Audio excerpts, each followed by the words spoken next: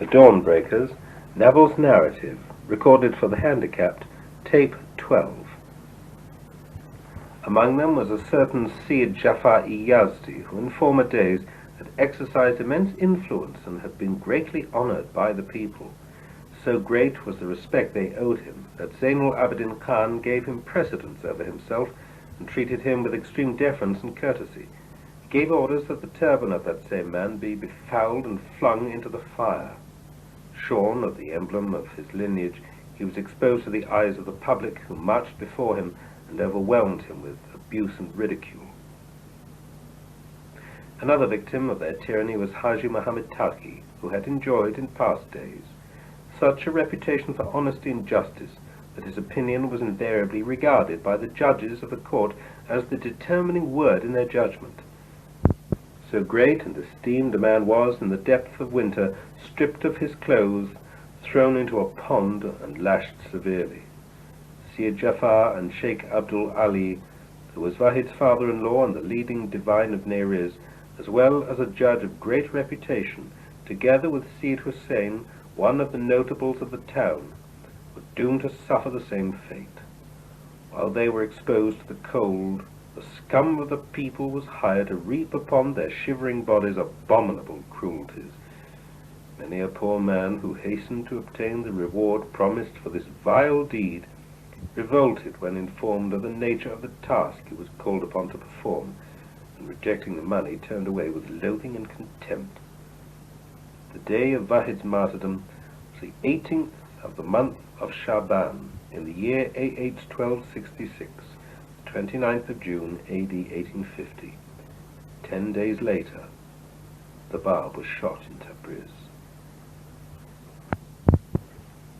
Chapter 23. Martyrdom of the Bab. The tale of the tragedy that marked the closing stages of the Neriz upheaval spread over the length and breadth of Persia, and kindled a startling enthusiasm in the hearts of those who heard it. It plunged the authorities of the capital into consternation and nerved them to a resolve of despair. The Amir Nizam, the Grand Vizier of Nasir-i-Din Shah, was particularly overawed by these recurrent manifestations of an indomitable will, of a fierce and inflexible tenacity of faith. Though the forces of the imperial army had everywhere triumphed, though the companions of Mullah Hussein and Wahid had successively been mowed down in a ruthless carnage at the hands of its officers, yet to the shrewd minds of the rulers of Tehran it was clear and evident that the spirit responsible for such rare heroism was by no means vanquished, that its might was far from broken. The loyalty which the remnants of that scattered band bore to their captive leader still remained unimpaired. Nothing had as yet been successful, despite the appalling losses they had sustained, in sapping that loyalty or in undermining that faith. Far from being extinguished, that spirit had blazed more intense and devastating than ever. Galled by the memory of the indignities they had suffered, the persecuted band clung ever more passionately to its faith, and looked with increasing fervor and hope to its leader. Above all, he who had kindled that flame and nourished that spirit was still alive, and, despite his isolation, was able to exercise the full measure of his influence. Even a sleepless vigilance had been powerless to stem the tide that had swept over the entire face of the land, and which had as its motive force the continued existence of the Bab. Extinguish that light, choke the stream at its very source, and the torrent that had brought so much devastation in its wake would run dry. Such was the thought that swayed the Grand Vizier of Nasir-i-Din Shah. To do him to death seemed, to that foolish minister, the most efficacious means for the recovery of his country from the shame into which he thought it had sunk. Bestirred to action, he summoned his counsellors, shared with them his fears and his hopes, and acquainted them with the nature of his plans. "Behold," he exclaimed, "the storm which the faith of the Syedi Bab has provoked in the hearts of my fellow countrymen. Nothing short of his public execution can, to my mind, enable this distracted country to recover its tranquillity and peace. Who dare compute the forces that have perished in the course of the engagements of Sheikh Tabasi, Who can estimate the efforts exerted to secure that victory? No sooner had the mischief that convulsed Mazindaran been suppressed than the flames of another sedition blazed forth in the province of Fars, bringing in its wake so much suffering to my people. We had no sooner succeeded in quelling the revolt that had ravaged the south than another insurrection breaks out in the north, sweeping in its vortex Zanjan and its surroundings. If you are able to advise a remedy, acquaint me with it, for my sole purpose is to ensure the peace and honor of my countrymen. Not a single voice dared venture a reply, except that of Mirza Akar Khan Inuri, the Minister of War, who pleaded that to put to death a banished Seyyid for the deed committed by a band of irresponsible agitators would be an act of manifest cruelty. He recalled the example of the late Muhammad Shah, whose invariable practice it had been to disregard the base calumnies the enemies of that Seyyid brought continually to his attention. The Amir Nizam was sorely displeased. Such considerations, he protested, are wholly irrelevant to the issue with which we are faced. The interests of the state are in jeopardy, and we can in no wise tolerate these periodic upheavals. Was not the Imam Hussein, in view of the paramount necessity for safeguarding the unity of the state, executed by those same persons who had seen him more than once receive marks of exceptional affection from Muhammad, his grandfather? Did they not, in such circumstances, refuse to consider the rights which his lineage had conferred upon him? Nothing short of the remedy I advocate can uproot this evil and bring us the peace for which we long. Disregarding the advice of his counsellor, the Amir Nizam dispatched his orders to Nawab Hamzi Mirza, the governor of Azerbaijan, who was distinguished among the princes of royal blood for his kind-heartedness and rectitude of conduct, to summon the Bab to Tabriz. He was careful not to divulge to the prince his real purpose.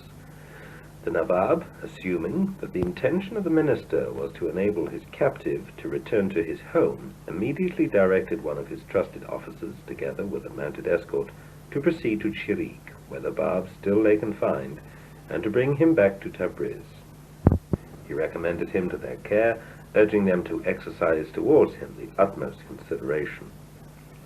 40 days before the arrival of that officer at Chirik, the Bab collected all the documents and tablets in his possession, and placing them, with his pen-case, his seals, and agate rings, in a coffer, entrusted them to the care of Mullah Bakir, one of the letters of the living. To him he also delivered a letter addressed to Mirza Ahmad, his amanuensis, in which he, the Bab, enclosed the key to that coffer. He urged him to take the utmost care of that trust, emphasized the sacredness of its character, and bade him conceal its contents from anyone except Mirza Ahmad. Mullah Bakir departed forthwith for Kazvin. Within 18 days he reached that town and was informed that Mirza Ahmad had departed for Qum. He left immediately for that destination, and arrived towards the middle of the month of Shaban, the 12th of June to the 11th of July, AD 1850. I was then in Qum, together with a certain Sadiq-i Tabrizi, whom Mirza Ahmad had sent to fetch me from Zarand. I was living in the same house with Mirza Ahmad, a house which he had hired in the Bagh Panbi quarter. In those days Sheikh Azim, Seyyid Ismail, and a number of other companions likewise were dwelling with us. Mullah Bakir delivered the trust into the hands of Mirza Ahmad, who, at the insistence of Sheikh Azim, opened it before us. We marvelled when we beheld, among the things which that coffer contained, a scroll of blue paper of the most delicate texture, on which the Bab, in his own exquisite handwriting, which was a fine Shikasti script, had penned, in the form of a pentacle, what numbered about 500 verses, all consisting of derivatives from the word Baha. And the footnote here says, according to a traveller's narrative, page 42, the Bab had produced no less than 360 derivatives from the word Baha. That scroll was in a state of perfect preservation, was spotlessly clean, and gave the impression at first sight of being a printed rather than a written page. So fine and intricate was the penmanship that, viewed at a distance, the writing appeared as a single wash of ink on the paper. We were overcome with admiration as we gazed upon a masterpiece which no calligraphist, we believe, could rival. That scroll was replaced in the coffer and handed back to Mirza Ahmad, who, on the very day he received it, proceeded to Tehran.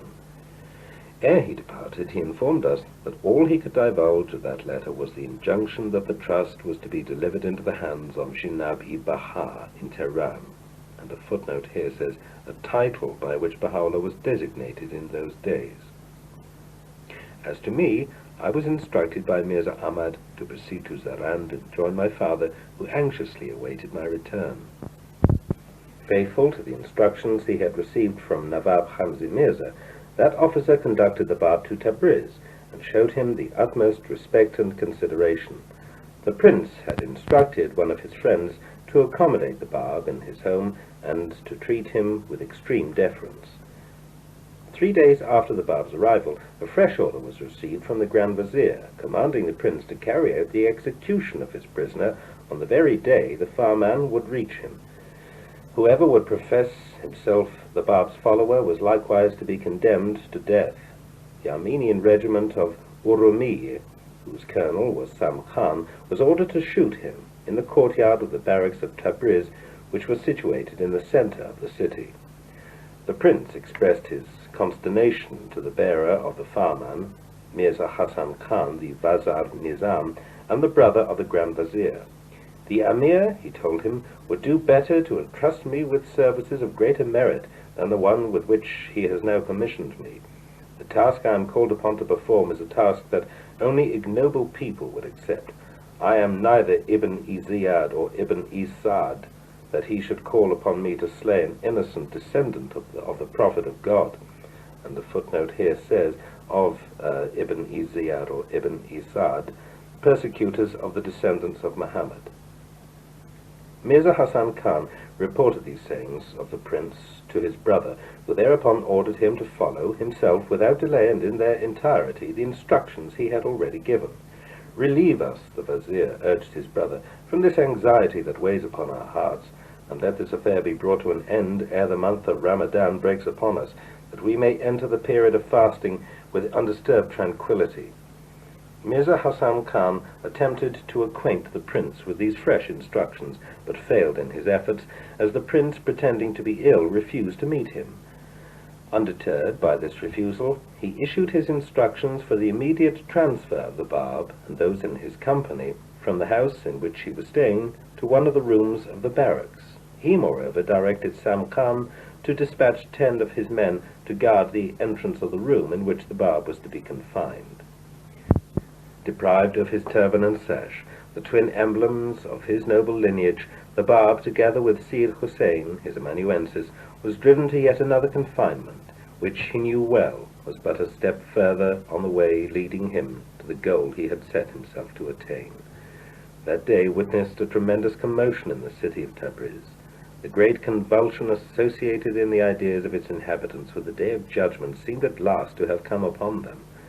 Never had that city experienced a turmoil so fierce and so mysterious as the one which seized its inhabitants on the day the Bab was led to that place, which was to be the scene of his martyrdom. As he approached the courtyard of the barracks, a youth suddenly leaped forward who, in his eagerness to overtake him, had forced his way through the crowd, utterly ignoring the risks and perils which such an attempt might involve. His face was haggard, his feet were bare, and his hair dishevelled. Breathless with excitement and exhausted with fatigue, he flung himself at the feet of the Bab, and seizing the hem of his garment, passionately implored him, "Send me not from thee, O Master. Wherever thou goest, suffer me to follow thee." Muhammad Ali, answered the Bab, "Arise and rest assured that you will be with me. Tomorrow you shall witness what God has decreed." A footnote here says, "It is no doubt a singular coincidence that both Ali Muhammad and Jesus Christ are reported to have addressed these words to a disciple, 'Today thou shalt be with me in paradise,' from Dr. T.K. Ching's The Reconciliation of Races and Religions, page 185. 2 other companions, unable to contain themselves, rushed forward and assured the Bab of their unalterable loyalty. These, together with Mirza Muhammad Ali Izanuzi, were seized and placed in the same cell in which the Bab and Seyyid Hussein were confined. I have heard Seyyid Hussein bear witness to the following. That night the face of the Bab was aglow with joy, a joy such as had never shone from his countenance. Indifferent to the storm that raged about him, He conversed with us with gaiety and cheerfulness. The sorrows that had weighed so heavily upon him seemed to have completely vanished. Their weight appeared to have dissolved in the consciousness of approaching victory. Tomorrow, he said to us, will be the day of my martyrdom.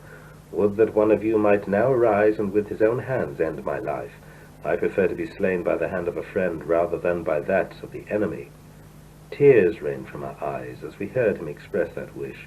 We shrank, however, at the thought of taking away with our own hands so precious a life. We refused and remained silent. Mirza Muhammad Ali suddenly sprang to his feet and announced himself ready to obey whatever the Bab might desire. This same youth who has risen to comply with my wish, the Bab declared as soon as we had intervened and forced him to abandon that thought, will, together with me, suffer martyrdom. Him will I choose to share with me its crown. Early in the morning, Mirza Hasan Khan ordered his Farash Bashi to conduct the Bab into the presence of the leading mushtahids of the city and to obtain from them the authorization required for his execution. As the Bab was leaving the barracks, Sayyid Hussein asked the Bab what he should do. "Confess not your faith," he advised him. "Thereby you will be enabled, when the hour comes, to convey to those who are destined to hear you the things of which you alone are aware." He was engaged in a confidential conversation with him, and the Farash Bashi suddenly interrupted, and holding Sayyid Hussein by the hand, drew him aside and severely rebuked him. "Not until I have said to him all those things that I wish to say," the Bab warned the Farash Bashi, "can any earthly power silence me.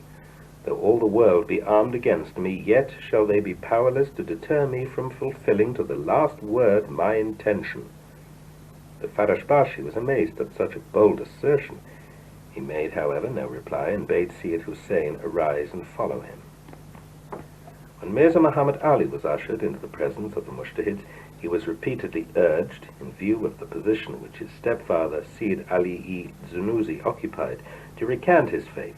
"Never," he exclaimed, "will I renounce my master. He is the essence of my faith and the object of my truest adoration. In him I have found my paradise, and in the observance of his law I have recognized the ark of my salvation." "Hold your peace," thundered Mullah Muhammad-e Mamakani, before whom that youth was brought. "Such words betray your madness. I can well excuse the words for which you are not responsible." "I am not mad," he retorted. "Such a charge should rather be brought against you, who have sentenced to death a man no less holy than the promised Qaim. He is not a fool who has embraced his faith and is longing to shed his blood in his path." The Bab was, in his turn, brought before Mullah Muhammad-e Mamakani. No sooner had he recognized him, the Bab, than he seized the death warrant he himself had previously written, and, handing it to his attendant, bade him deliver it to the Farash Bashi. "No need," he cried, "to bring the Sayyidi Bab into my presence. This death warrant I penned the very day I met him at the gathering presided over by the Wali Ad. He surely is the same man whom I saw on that occasion, and has not in the meantime surrendered any of his claims." From thence the Bab was conducted to the house of Mirza Bakir, the son of Mirza Ahmad, to whom he had recently succeeded. When they arrived, they found his attendant standing at the gate and holding in his hand the Bab's death warrant. "No need to enter," he told them. "My master is already satisfied that his father was right in pronouncing the sentence of death. He can do no better than follow his example." Mullah Murtaza Kuli, following in the footsteps of the other two mushtahids, had previously issued his own written testimony, and refused to meet face to face his dreaded opponent.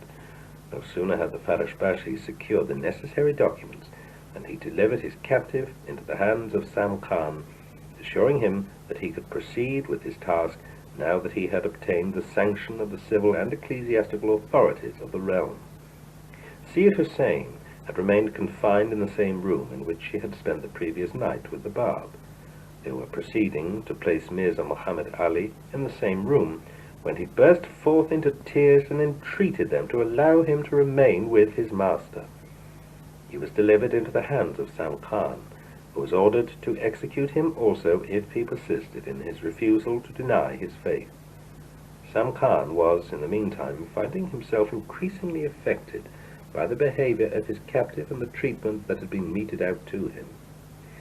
He was seized with great fear lest his actions should bring upon him the wrath of God. "I profess the Christian faith," he explained to the bard, "and entertain no ill will against you. If your cause be the cause of truth, enable me to free myself from the obligation to shed your blood." "Follow your instructions," the bard replied, "and if your intention be sincere, the Almighty is surely able to relieve you from your perplexity."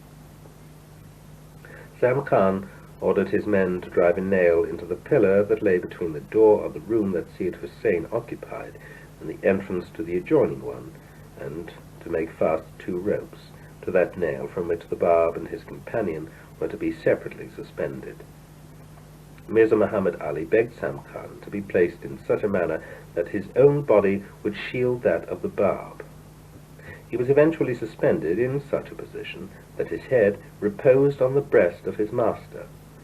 As soon as they were fastened, a regiment of soldiers ranged itself in 3 files, each of 250 men, each of which was ordered to open fire in its turn until the whole detachment had discharged the volleys of its bullets.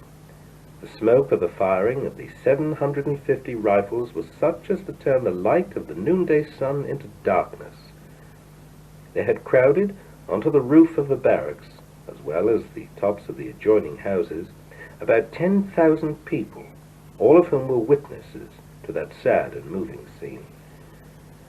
As soon as the cloud of smoke had cleared away, an astounded multitude were looking upon a scene which their eyes could scarcely believe. There, standing before them, alive and unhurt, was the companion of the Bab, whilst he himself, the Bab, had vanished uninjured from their sight.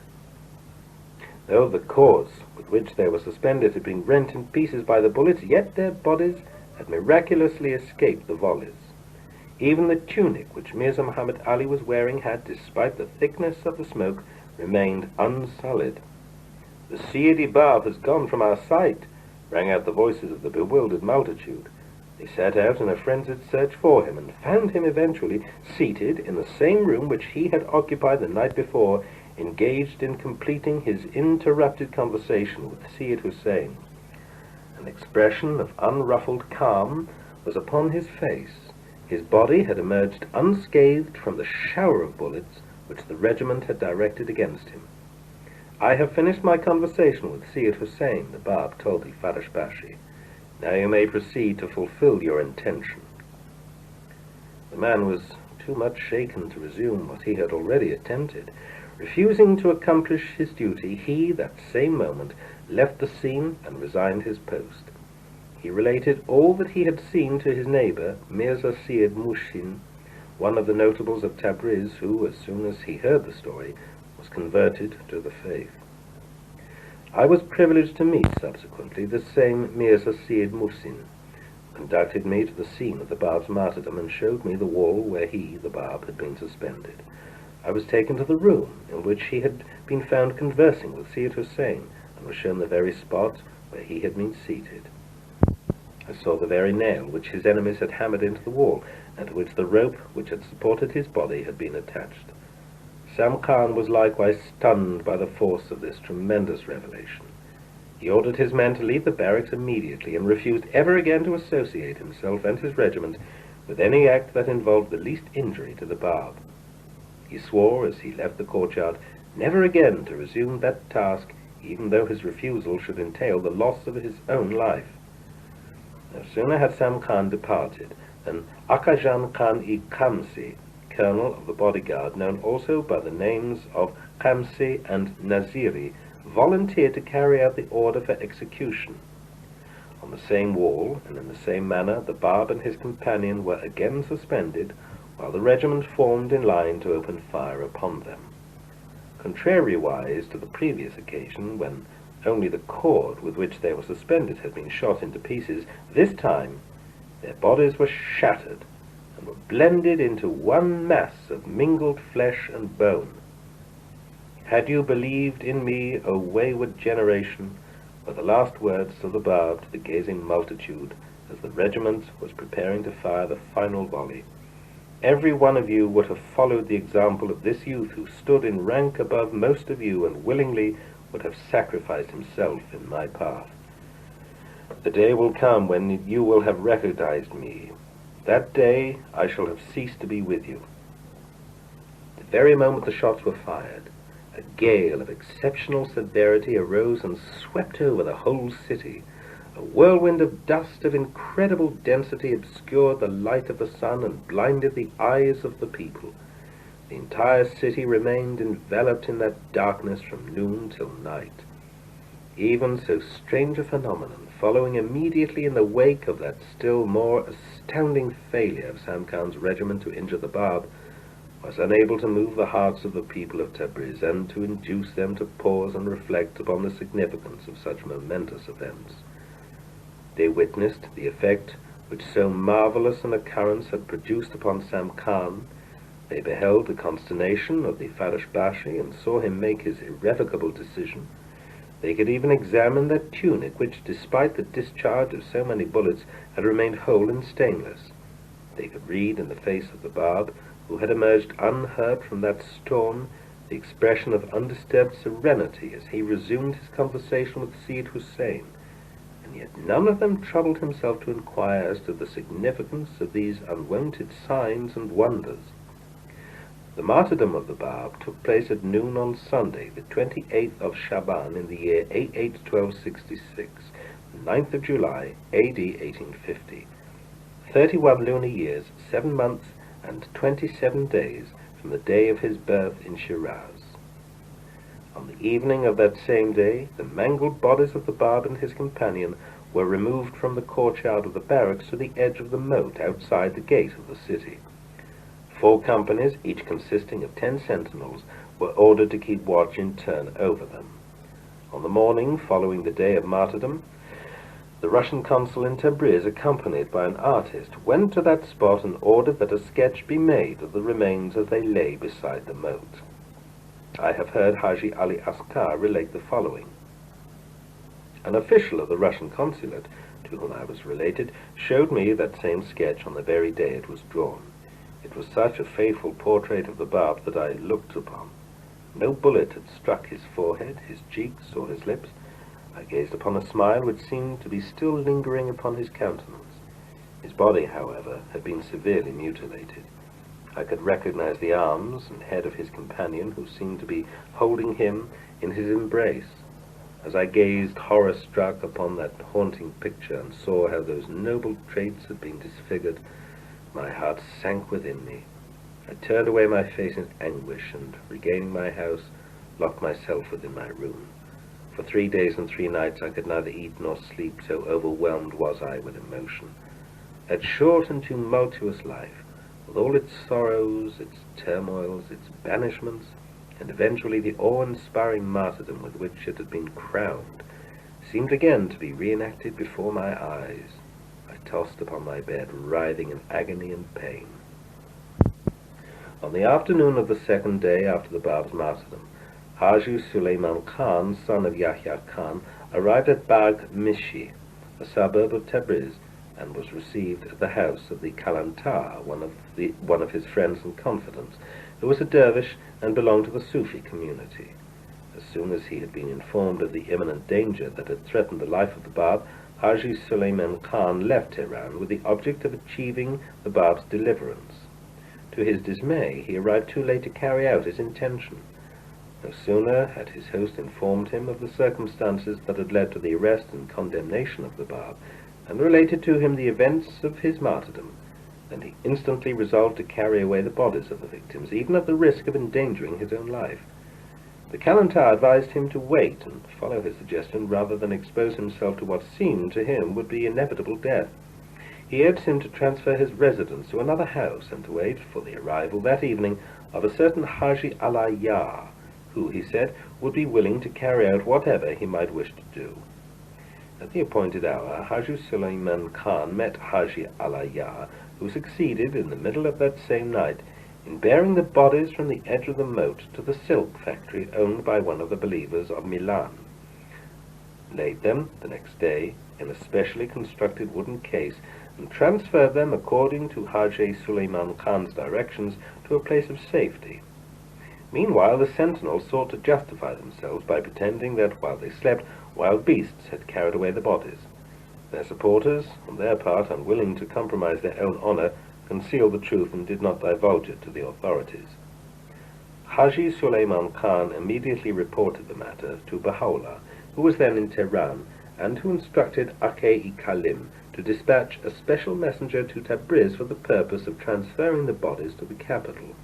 This decision was prompted by the wish of the Bab himself, had expressed in the Ziyarat-i-Shah Abdul Azim, a tablet he had revealed while in the neighborhood of that shrine, and which he delivered to a certain Mirza Suleiman-i-Khatib, who was instructed by him to proceed together with a number of believers to that spot, and to chant it within its precincts. Well is it with you, the Bab addressed the buried saint in words such as these, in the concluding passages of that tablet, to have found your resting place in Rai, under the shadow of my beloved. Would that I might be entombed within the precincts of that holy ground. I was myself in Tehran, in the company of Mirza Ahmad, when the bodies of the Bab and his companion arrived. Baha'u'llah had in the meantime departed for Karbala, in pursuance of the instructions of the Amir Nizam. Aqai-i-Kalim, together with Mirza Ahmad, transferred those remains from the Imam Zadi Hassan, a local shrine in Tehran, where they were first taken, to a place the site of which remained unknown to anyone excepting themselves. That place remained secret until the departure of Baha'u'llah for Adrianople, at which time Aqai-i-Kalim was charged to inform Munir, one of his fellow disciples, of the actual site where the bodies had been laid. In spite of his search, he was unable to find it. It was subsequently discovered by Jamal, an old adherent of the faith, to whom that secret was confided while Baha'u'llah was still in Adrianople. That spot is, until now, unknown to the believers, nor can anyone conjecture where the remains will eventually be transferred. The first in Tehran to hear of the circumstances attending that cruel martyrdom, after the Grand Vizier, was Mirza Akka Khan-i-Nuri, who had been banished to Kashan by Muhammad Shah when the Bab was passing through that city. He had assured Haji Mirza Jani, who had acquainted him with the precepts of the faith, that if the love he bore for the new revelation would cause him to regain his lost position, he would exert his utmost endeavor to secure the well-being and safety of the persecuted community. Haji Mirza Jani reported the matter to his master, the Bab, who charged him to assure the disgraced minister that ere long he would be summoned to Tehran and would be invested by his sovereign with a position that would be second to none except that of the Shah himself. He was warned not to forget his promise and to strive to carry out his intention. He was delighted with that message and renewed the assurance he had given. When the news of the Bab's martyrdom reached him, he had already been promoted, had received the title of Intimadud Dawle, and was hoping to be raised in the position of Grand Vizier. He hastened to inform Baha'u'llah, with whom he was intimately acquainted, of the news he had received, expressing the hope that the fire he feared would one day bring untold calamity upon him, Baha'u'llah, was at last extinguished. Not so, Baha'u'llah replied. If this be true, you can be certain that the flame that has been kindled will, by this very act, blaze forth more fiercely than ever, and will set up a conflagration such as the combined forces of the statesmen of this realm will be powerless to quench. The significance of these words Mirza Akka Khan was destined to appreciate at a later time. Scarcely did he imagine, when that prediction was uttered, that the faith which had received so staggering a blow could survive its author. He himself had, on one occasion, been cured by Baha'u'llah of an illness from which he had given up all hope of recovery. His son, the Nazim-ul-Mulk, one day asked him whether he did not think that Baha'u'llah, who, of all the sons of the late Vizier, had shown himself the most capable, had failed to live up to the tradition of his father, and had disappointed the hopes that had been reposed in him. "My son," he replied, "do you really believe him to be an unworthy son of his father? All that either of us can hope to achieve is but a fleeting and precarious allegiance, which will vanish as soon as our days are ended. Our mortal life can never be free from the vicissitudes that beset the path of earthly ambition. Should we even succeed in ensuring in our lifetime the honor of our name, who can tell whether after our death calumny may not stain our memory and undo the work we have achieved? Even those who, while we are still living, honor us with their lips, would in their hearts condemn and vilify us, were we but for one moment to fail to promote their interests. Not so, however, with Baha'u'llah. Unlike the great ones of the earth, whatever be their race or rank, he is the object of a love and devotion such as time cannot dim or enemy destroy. His sovereignty the shadows of death can never obscure, nor the tongue of the slanderer undermine.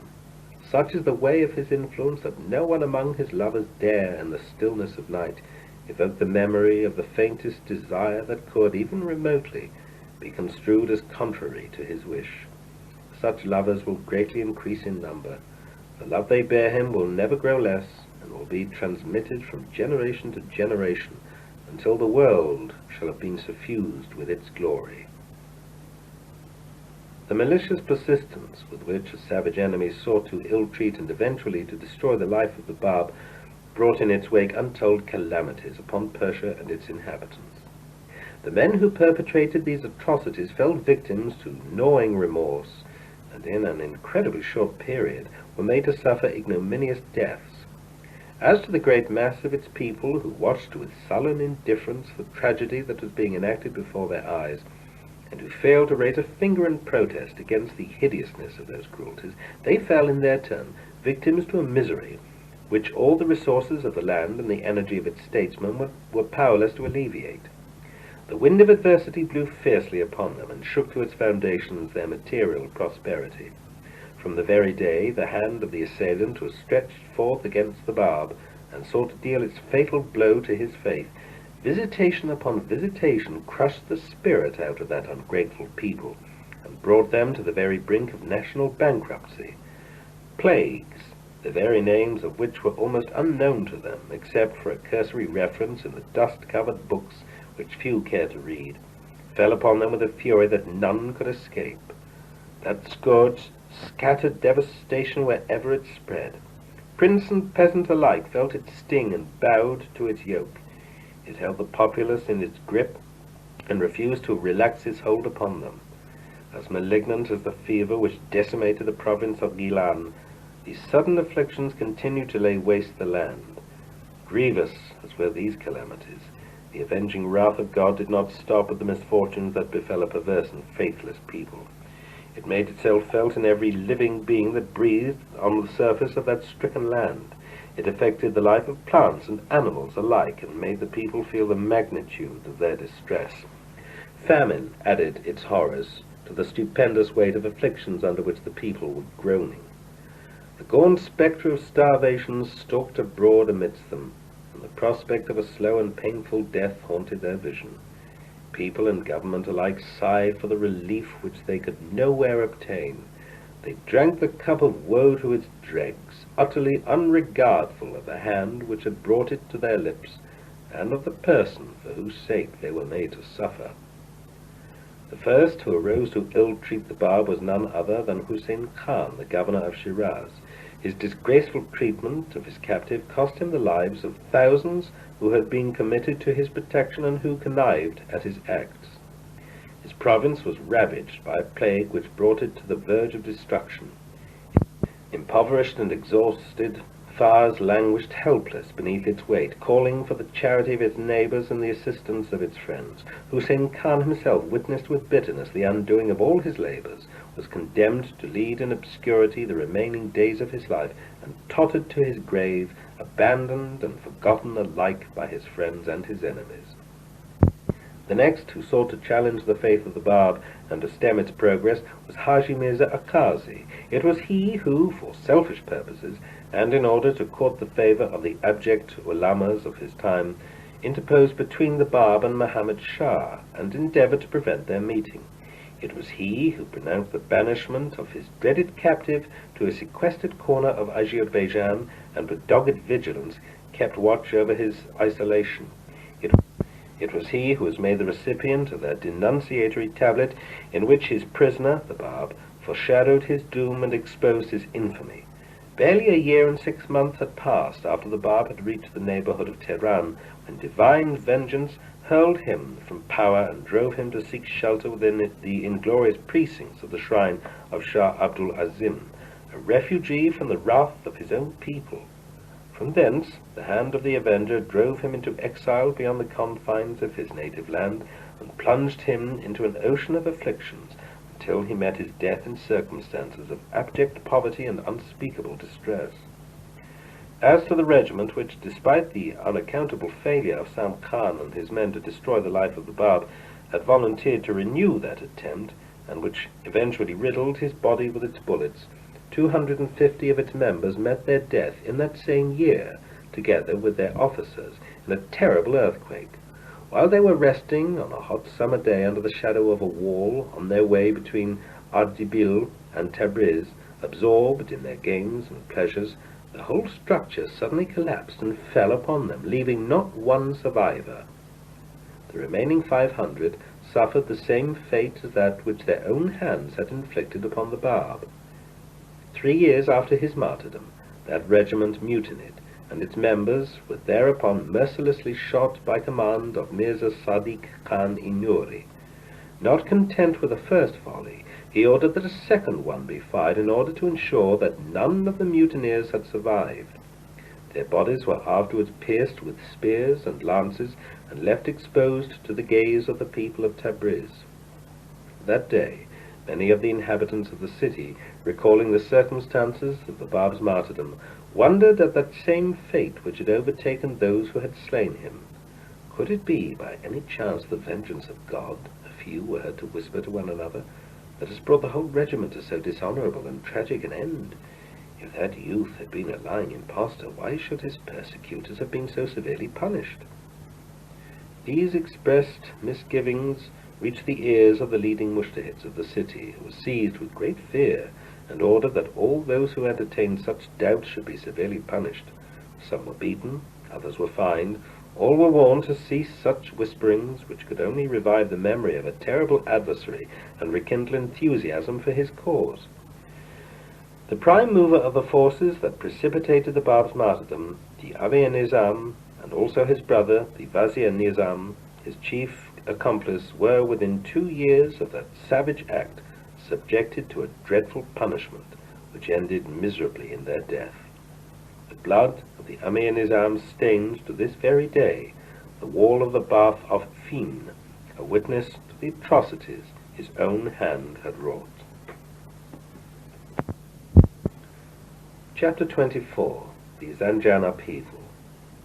The spark that had kindled the great conflagrations of Mazindaran and Neriz had already set aflame Zanjan, capital of the district of Kamsi, and its surroundings when the Bab met his death in Tabriz.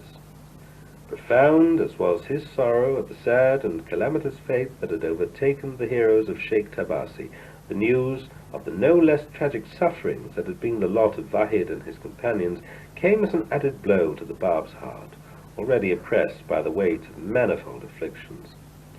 The consciousness of the dangers that thickened around him, the memory of the indignity he endured when he was last conducted to Tabriz, the strain of a prolonged and rigorous captivity amidst the mountain fastnesses of Azerbaijan, the terrible butcheries that marked the closing stages of the Mazindaran and Neriz upheavals, the outrages to his faith wrought by the persecutors of the 7 martyrs of Tehran, even these were not all the troubles that beclouded the remaining days of his fast-ebbing life.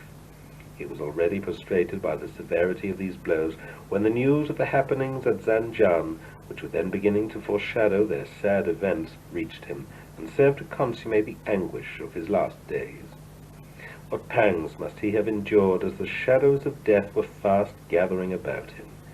In every field, whether in the north or in the south, the champions of his faith had been subjected to undeserved sufferings, had been infamously deceived, had been robbed of their possessions, and had been inhumanely massacred. And now, as if to fill his cup of woes to overflowing, there broke forth the storm of Zanjan, the most violent and devastating of them all. I now proceed to relate the circumstances that have made of that event one of the most thrilling episodes in the history of this revelation. Its chief figure was Hujat-i Zanjani, whose name was Mullah Muhammad Ali, one of the ablest ecclesiastical dignitaries of his age, and certainly one of the most formidable champions of the cause.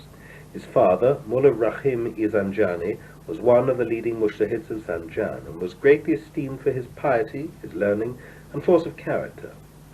Mullah Muhammad Ali, surnamed Hujat, was born in the year AH 1227, AD 1812-13. From his very boyhood he showed such capacity that his father lavished the utmost care upon his education. He sent him to Najaf, where he distinguished himself by his insight, his ability, and fiery ardor.